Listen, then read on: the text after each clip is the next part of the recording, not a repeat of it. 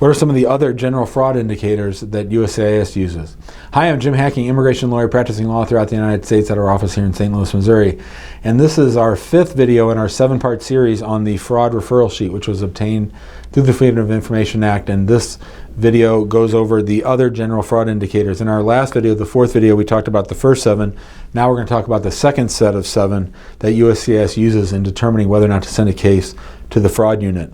All right, let's get to it. So the first one is that the preparer or the notary are the same person. Now, that, I suppose that if someone's running an immigration scam, they might be the ones to sign all the documents. So I can see how the preparer or notary is the same person could be a problem. But I don't really think of that as a thing that's going to come up in most cases. In most cases, you're not going to have the same notary.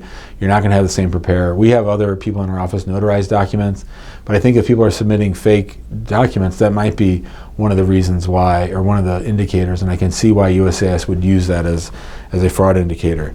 The next one is a tip letter or phone call. Now, tip letters and phone calls, I think that's patently unfair. I think people all the time call USCIS just because they have a grudge, they don't like somebody, they're mad.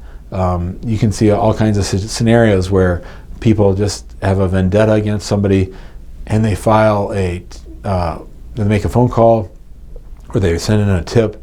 I think those should be taken with a huge grain of salt, but those are one of the factors that USCIS uses in deciding whether or not to send a case to the fraud unit. All right, the third one, suspect documents. Now, we've been seeing this a lot lately, specifically with divorce decrees from countries in West Africa, but just overall, if they find suspect documents, that's a case that's going to get sent to the referral unit, or that's going to be referred to the fraud unit, and that is probably a case that should be referred over. That's, if you're submitting suspect documents or fake documents, if it's proved that your documents are fake, and right now they're spending a lot of time and money on this. They are having people from the embassies go back and check court records to see if people are actually divorced or actually married or actually the parents of these applicants. We're seeing a lot more of that. So suspect documents is another one that can get you sent over to the fraud unit. The fourth one, now I'm not entirely sure about this one, but let me read it to you. Photographic evidence suggests imposter. Now that seems pretty subjective. That doesn't seem to be a lot of guidance in what that even means. Photographic evidence suggests imposter. I guess that what that means is that the photographic evidence is not overly compelling.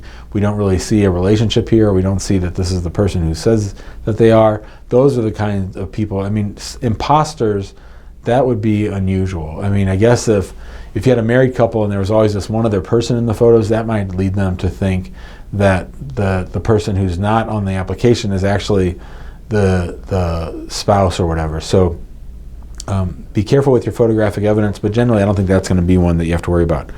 Biometric discrepancies. So I guess that means like fingerprint discrepancies. Sure, that would make sense that would go to the fraud unit. I don't think we need to spend much time talking about that, other than to say that sometimes people's fingerprints are screwed up. So I don't know if that in and of itself should send your case to the fraud unit. But again, with all these on this form, you're talking about a death by 1,000 cuts, that each mistake makes your case harder and harder to get approved. It's not just one silver bullet, although some of these could be.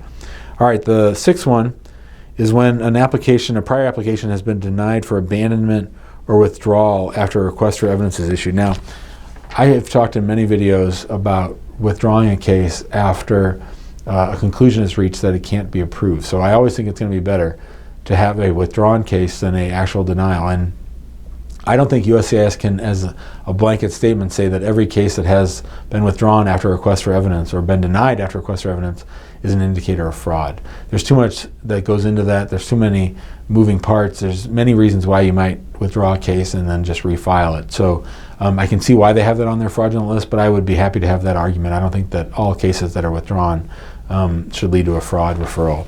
And the last one, suspicious filing history of the beneficiary or the applicant. So we've talked in prior videos about how if someone has filed over and over for different people or been the beneficiary from applications from different people, those are the kind of things that can get you referred to the fraud unit as well. So we hope that now that we've covered all 14 of those, that these videos together really help you file the strongest case possible. That's what we want to do.